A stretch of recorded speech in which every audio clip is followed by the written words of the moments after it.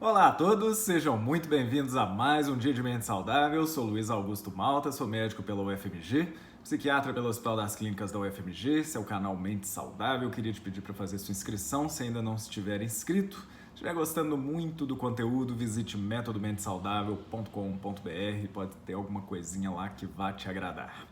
Tá bom? Falar hoje uma discussão um pouquinho mais técnica, né? A gente tem falado de assuntos gerais, né? De algumas generalidades aqui na abordagem de saúde mental. Vamos tentar mesclar com assuntos um pouquinho mais técnicos. E eu gostaria de ter a oportunidade hoje de explicar para você por que as pessoas deliram, né? Por que as pessoas têm alucinações, por que é tão difícil abordar esses quadros, né? Que a gente chama de quadros. Normalmente a gente chama de quadros psicóticos, né? Quando a pessoa, o que é uma psicose? Né? A pessoa perder a conexão com a realidade, né? Ela começa a viver, né? Ou o todo do psiquismo dela, ou pelo menos uma parte do psiquismo dela, começa a viver uma realidade que só existe dentro da cabeça dela. Né? Então, por que isso acontece, né? Do ponto de vista médico, do ponto de vista químico? Né? Por que as pessoas deliram e têm alucinações? E principalmente, por que não adianta você argumentar, né? Você tentar provar por A mais B? Então, o conceito de delírio, né, é uma crença inabalável em uma realidade equivocada, né? Então, uma pessoa que está andando na rua, vê um bolinho de gente conversando do outro lado ali, ele tem a certeza absoluta que aquelas pessoas estão planejando algum mal para fazer contra ele. Né? Não adianta você argumentar que essas pessoas não conhecem, não conhecem o paciente, que essas pessoas têm mais o que fazer, que essas pessoas estavam rindo do jogo do Atlético contra o Cruzeiro e que não estava rindo não era dele, nem nada disso. Não adianta. A pessoa que está em um quadro de delírio, ela tem uma crença firme e inabalável acerca daquela realidade que ela criou. Então, você argumentar, você só vai deixar essa pessoa que está num quadro de delírio, né, irritada, né? Essa pessoa vai tender a exercer a irritação dela, vai tender a ficar agressiva na medida que você quer provar a realidade objetiva para ela. Então, não adianta você argumentar contra alguém que está delirando. E uma das razões do delírio, né, é a pessoa ter alucinações, né? Ela ter percepções de coisas que não estão acontecendo.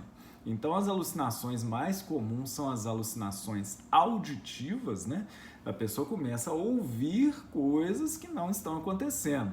Aquele estereótipo, né, do doido que joga pedra, né? Ele joga a pedra numa pessoa, num bolinho, numa casa, no que for, porque normalmente ele está ouvindo as pessoas falando mal dele, rindo dele, falando alguma coisa, muitas vezes da sexualidade dele, né? Então são conflitos próprios da pessoa, mas que a pessoa, de alguma forma, cria, né? Elabora com essas alucinações aí. Então, delírio é uma crença numa realidade que não existe. E alucinações são percepções que não estão acontecendo, percepções físicas, né? Percepções dos nossos sentidos que não estão acontecendo. Como eu disse, a mais comum é a alucinação auditiva, né? Ocorre também a alucinação olfativa. Normalmente a pessoa tem a percepção de que ela mesma está com um cheiro podre, né? A alucinação olfativa normalmente é sinal de um quadro muito grave, né? E existem as alucinações visuais, né? As alucinações visuais normalmente não são indícios de psicose, elas são indícios de um quadro orgânico, né? Um tumor, um AVC ou uma abstinência de alguma substância, né, pode dar alucinações visuais. Alucinações visuais não são tão comuns nos quadros psicóticos. Então, por que isso acontece? Né? Então, eu expliquei para vocês o conceito, vamos tentar ver agora rapidinho aqui por que isso ocorre nas pessoas. Né? O que ocorre é que a gente tem em uma determinada região do cérebro, né, normalmente o lóbulo pré-frontal, que é o lóbulo que integra as funções psíquicas, né? Então você ouve uma coisa, vocês aqui, a experiência de estarem me vendo, né? Vocês estão me ouvindo, vocês estão vendo meus movimentos, vocês estão vendo o cenário lá atrás, provavelmente tem alguém chamando vocês aí dentro de casa, tem carro passando na rua, tem o cheiro de alguém que foi no banheiro e não deu descarga, enfim, tem um monte de estímulo acontecendo com vocês o tempo inteiro enquanto vocês estão vendo esse vídeo. Quem faz a integração de tudo isso é o lóbulo pré-frontal e ele faz essa integração por uma substância, né? A integração é feita mediado por uma substância chamada dopamina, né? Quem acompanha esses vídeos já viu dopamina lá como um mecanismo de recompensa lá no núcleo caudado, né? A mesma dopamina é o instrumento aí, o que dá a liga, né, no lóbulo pré-frontal para a integração do psiquismo. E o que acontece nos delírios e nas alucinações? Existe um excesso de dopamina. A dopamina começa a ser produzida de uma maneira alucinada.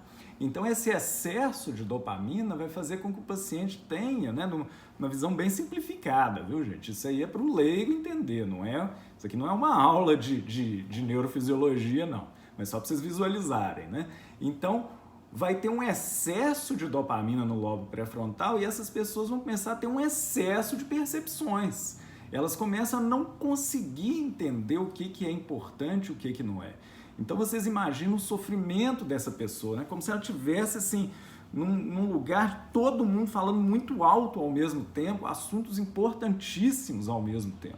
É mais ou menos isso que uma pessoa que está num quadro psicótico sente, e ela, para dar conta daquele hiperestímulo, ela começa a elaborar do jeito dela.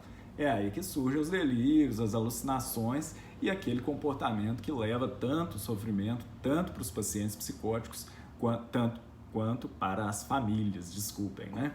O tratamento normalmente são com remédios que bloqueiam a dopamina, né? O mais famoso e o mais eficiente é o Haldol. O problema é que ele vai bloquear a dopamina não só no pré-frontal, mas em vários outros lugares, né, que vai dar aqueles sintomas todos de parkinsonismo, de falta de prazer, né, de falta de vida, né, que a gente chama em psicopatologia de afeto, né? Mas isso aí é um assunto para depois, né? Não quero entrar aqui na discussão farmacológica, não. Queria apenas que vocês entendessem por que as pessoas têm delírios e alucinações. Combinado? Se estiver gostando muito do conteúdo, não esqueça de fazer inscrição no canal. A gente continua por aqui às segundas e quintas-feiras. Muito obrigado a todos e até a próxima, então.